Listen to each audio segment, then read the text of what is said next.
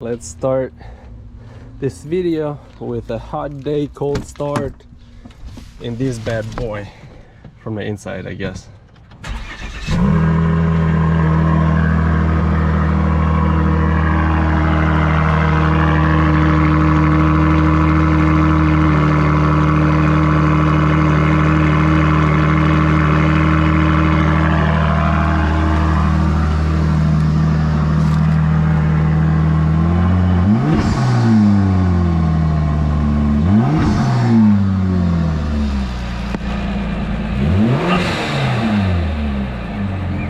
Okay, so I needed to do kind of an update video, but same time I wanted to talk about something specific. How much power can these cars handle and how much torque, the transmissions and blah blah blah. Seems to be a very hot topic. For some reason somebody on the internet somewhere wrote that these can handle only 480 Newton meters or foot lbs, I don't remember, but either way that's the maximum torque for these cars. Okay, my first question is, who are those people that wrote it? Have they tested it? Number one, have they owned one of these cars? Have they modified it? Have they blew one up? That's just a bunch of questions that, you know, that come up with my, you know, from my perspective, because like I never ever research anything, especially if there's no tested results. Like I can watch a video when somebody like pushing the car to the limit, when they're testing the car. I mean, how did the, let's say, Lancer Evolutions, how did people become to know that they can handle all the power, that they're very tunable cars, that they're very good for power, you know, modifications wise? How? Because people, enthusiasts like me and you guys, modified them and actually pushed them to the limits, and they found out that the car can actually handle it. You know, it wasn't from people that, you know, wrote up articles that never owned the car, that never modified it. So it's just like, a bunch of people claiming all this stuff, spreading this information in my Facebook groups and the modified group, you know, that I have for Volvos. It's just spreading this kind of information is like, it kind of, you know, takes me off a little bit, because most of those people that wrote those things, they never drove one of these cars, not let alone, you know, modify them and, you know, knowing their limits. You know, I'm probably going to be one of the first guys that are actually testing the cars, you know, the limits of these cars in the whole world on these new models. I mean, I know guys that, at least on YouTube, on social media, because I know guys that privately, that nobody knows about them, that modified, you know, their cars already a little bit more than I did. But I mean, I'm getting to that step, and I'm probably going to take it even farther and a lot quicker. But we'll see about it, you know. So it's just, you know, a few topics that I want to discuss today. Okay, so now let's say from my experience, what I have experienced with these cars, what kind of power they can handle. Okay, I never did anything to the transmission at all. I had a little over 450 foot lbs of torque at the wheels. We tested it on the dyno, and I drove like that for like a year and a half, and I did hard driving. I mean, I maintained it. I changed the transmission oil, and I would suggest doing it every probably 20 to 30,000 miles if you're gonna go hard on the car. I changed the transmission oil, but the car handled it like a champ. There was not a time that I was like, man, this transmission is starting to give out, for a year and a half. And then I tuned it, I got an intake manifold, I, you know, did a couple more upgrades, and my torque went to 500 foot lbs at the wheels and 350 horsepower. And I added a transmission cooler, additional one. I have the video on the channel also. And then I sent out a valve body to make a high pressure valve body. So the transmission sends the oil at high pressure all the time to the clutches. So when you kind of step on the car and the car tries to engage in the gear, the clutches already have the oil, you know, pressure on there. Because original one, if you like, the oil is at high pressure when you floor it, so it takes a little bit of time to get to the clutches, and most of the time you end up burning your clutches. So that's why I got the transmission, I mean the valve body, high pressure valve body, to supply oil to the clutches faster, and to keep the transmission happy. And obviously the cooler, you know, to keep the temperatures down, because that's what kind of technically destroys the transmission. So no, my transmission is not built. I did a few mods to the valve body, which every single one of you guys could do it. Just get the kit and just put some springs in there, and you know, it's not that hard. I should have did my research. I sent that out for a shop to do it for me, but you know, you guys can do it yourselves. It's not hard to do. So yes, like I said, you know, I just did a few mods to the transmission part, like a valve body, to make it high pressure, just to make sure the oil gets to the clutches faster, so I don't end up burning the transmission. And technically maybe that makes the shifting a little bit faster, but in no shape or form my transmission is built or more durable just because of that. And the cooler, obviously, if you're gonna go hard on the car, the temperatures get very high, so you kind of want to add a transmission cooler. So that's what I did also. It wasn't nothing crazy. It's mounted in here. You guys can check the video out on the valve body modification and on the cooler. I mean, it's nothing special, nothing fancy, just a basic one just to keep the car happier. But yeah, now it's 500 torque. I mean, I've been with 500 torque almost a year, or maybe even over a year now. I lost track of time, but anyways, yeah, I've been at 500 torque and the car is happy with the torque. I mean, it can handle it easily.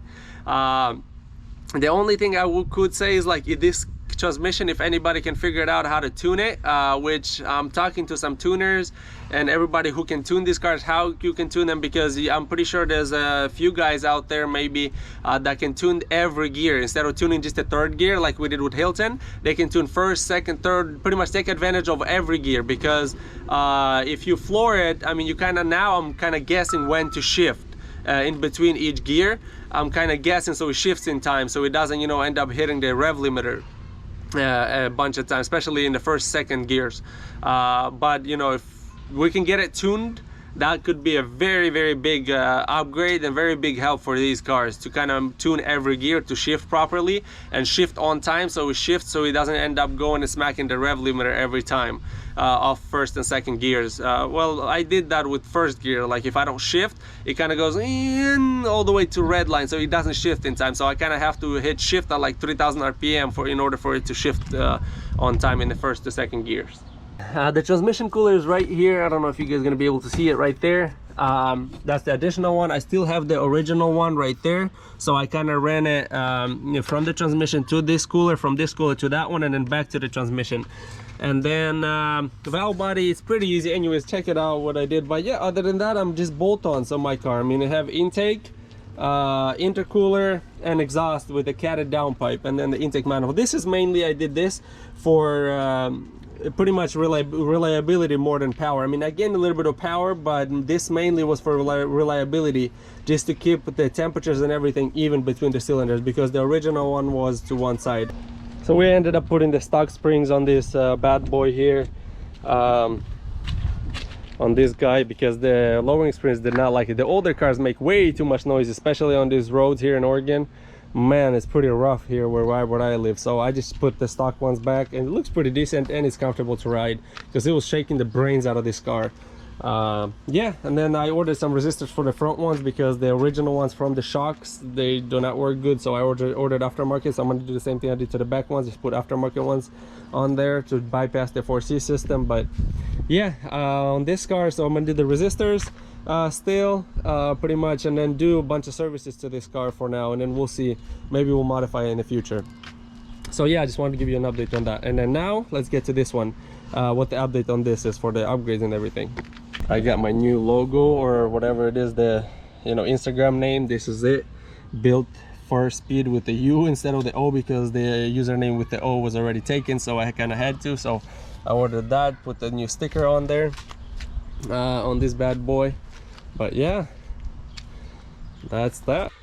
Okay, as for the turbo upgrade that I told you guys about, I have spoke to him recently. I talked to him what the update is. He said he's already halfway done. He's waiting for a bunch of parts. Well, not a bunch of parts, a few parts that he still needs for my car. He said he should have it by the end of next week, so hopefully by in the week after next week he will ship it out to me, so I should have it within the next 2 weeks. Everything's been backed up, as you guys know, probably with this COVID crap and all that. So anyways, I spoke to him. He, you know, told me that the turbo that we have is almost it's identical to the N55, the Supras, the new Supras that came out. That's the same exact turbo, except it's in reverse spinning. Let's say, you know, if that one spins backwards, mine spins forward, so kind of in reverse motion, but same size, same almost exact, he said the same exact turbo. So he worked on this before. But either way, yeah, he said he has some good plans. He wants me to have big power at top end and still retain the spool time, you know, to keep the torque quick off the line. Also, he doesn't want to sacrifice the torque off the line for the horsepower, so we're gonna try to balance it. So this is getting custom built for me. So that's the update on that. On the turbo, I also bought a thing or two from Elevate for the turbo, and also, yeah, so I'll give you guys an update once I receive the turbo. I'll be installing it on the turbo before I do an install video. I'll do that, and then tuning. I'm kind of, like I said, I'm figuring out the tuning, who can tune this car, who's gonna do the best. So I'm just kind of looking at my options. Not a lot of tuners out there, but there are a few, and I'm just trying to figure out who's gonna be the best. And I'm gonna try to kind of go all out on this car. I want to make sure I have the OEM kind of drivability, so I can and this car acts like it, you know, like it came out of the factory. So, you know, let's say if I tune it, I don't want to be smacking the limiter and just kind of car having issues, you know, flipping out on me. I don't want that. I want this car to feel original. I want this car to shift like it's supposed to, drive like it's supposed to. I want this car to be happy. I don't want this car to be, you know, just uncomfortable, unpleasant to drive on the streets or to daily. You know, I want this car to feel original. You know, kind of, I want to get it to a point where, to the new M3 or something like that, you know, to get it powerful. Not exactly, I don't want to match a car, but I want this car to feel original, if you guys know what I mean. I don't want this car to be freaking out on me, you know, just because I went stage 3. Okay, so like I said, let's get back to the topic before we end the video. On the torque part, it can handle a lot more than 480 Newton meters, so that's around 400 foot-lbs. It can handle a lot more. I'm the living proof of that. As long as you maintain your transmission, change the oil on time every 20 to 30,000 miles, if you kind of go hard on it. Even if you don't, it's good practice to do so. These cars can handle a lot more than those people talking on there. Like I said, with 500 wheel torque, the engine and transmission is happy. I spoke to the really reputable shops and tuners that tune cars for a living, that modify cars, that build cars. They said this car could handle 600 wheel horsepower and transmission no problem. Obviously, when you go to 600 horsepower, the torque is going to have to come down, so the torque is probably going to be a little bit under 500 to keep it under 500 torque. We're pretty much going to swap the, add horsepower and kind of take the torque a little bit off, so it's going to take the stress off the transmission, so it could easily probably handle 600 horsepower. We'll see where I get there. I'm hoping for about 450 wheel horsepower on the turbo that I get built. I will be surprised if it makes 5, maybe not even, because I mean it's getting custom built, so there's a possibility. I want to tune it on pump gas first, and then maybe we'll try to do like a mix of 2 gallons, like a E15 or something like that, of E85 in the car, and see what we can get out of this car then. But with a few gallons of E85 in the tank and a tune for it with it, I'm pretty confident with the upgraded hybrid turbo. It's what a hybrid turbo is, for some of you guys that probably don't know. It's an original turbo with swapped internals or modified internals. Sometimes the inside of the turbo gets machined, so a bigger propeller can fit there and all that. So yeah, but with E85, with a few gallons of E85 and a tune, I could easily, pretty sure, I'm like 90% sure I'll be able to push 500 horsepower out of this car with a few gallons of E85 on there and a tune. That's no debate, because why? I put a few gallons in this car. Even without tune adjustments, this car becomes a beast, especially at higher speeds. Whoo! I'm gonna go to a drag strip. I already got the few gallons of E85. I'm gonna put it in. I'm gonna fill this car up, and then next day I get free, I'm gonna go to the drag strip and I'm gonna show you guys what I mean with E85. So, hopefully I don't have to take my words back. I ran on pump gas on a humid day, not a great day. I ran 12.8. Now I'm gonna add 2 gallons of E85 and I'm gonna head back over there, and we'll see what happens on that one. I'm pretty sure you guys are gonna be surprised what results I get. I already kind of think I know what I will get, because I drove this car with a few gallons of E85 and I was surprised. So yeah, that's gonna wrap up today's video. I just wanted to make this video just to kind of, those haters that say, oh, these cars are not tunable, they're not good for power. Watch me. Watch me comparing this car to other cars. Like, so far, I mean, I had tuner cars. I had an Evo 10, I had the 370Z, I had, a few cars in my life This is not my first mod car. This car so far has surprised me the most. It's been the funnest and the most like fun, you know, to drive, and the most power, especially torque. This car is like, oof, it is very fun to drive. So yeah, I just kind of wanted to put this video out there so people can kind of get an idea of what this car can handle. Just don't be reading those guys, especially those people that never really owned this car, that didn't modify it. That's just a bunch of nonsense out there. I'm gonna be the one pushing this car to the limit, and I'm gonna surprise a lot of you guys. And this, not me, this car will surprise a lot of you guys. And I'm gonna show you guys what these cars are capable of. I want to be the first guy to kind of get people into these cars and see that these cars are a lot more capable than the S60Rs. The old S60Rs, man, you can't even compare this car to those. This car is so much more capable, and this is so much more comfortable in every way. This car is better. I'm gonna make a specific video comparing the R design and the S60R, the new S60R design, and then the S60R. I'm not even gonna compare it to the Polestar. The Polestar is levels above S60R. It's not even comparable. But the S60R design, it's a little bit, you know, here and there comparable. But so I'll make a video on that, comparing the two.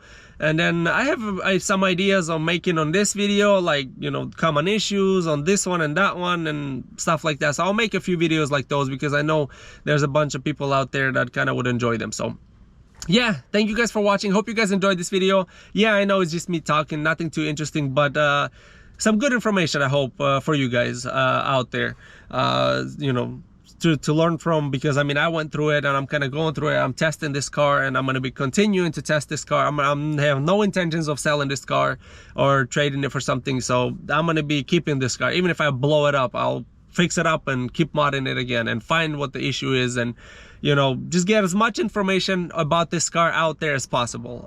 So, you know, I want to start a trend to modify, you know, to get people interested in these cars or modifying these cars, because I mean, I hate it when people try to tell me, oh, why did you buy this car? It's not a good car to modify. Get this car instead. Get that car instead. No, I got this car and I'm gonna modify it, and I'm gonna find the best way to modify it and kind of get the best gains out of this car. I want to be the one out there with the best horsepower, best torque, best quarter-mile times, you know, 0 to 60 out there. That's my goal, and hopefully I'll achieve it. Thank you guys for watching this video. Hit the like button, subscribe to the channel, and as usual, see you next time.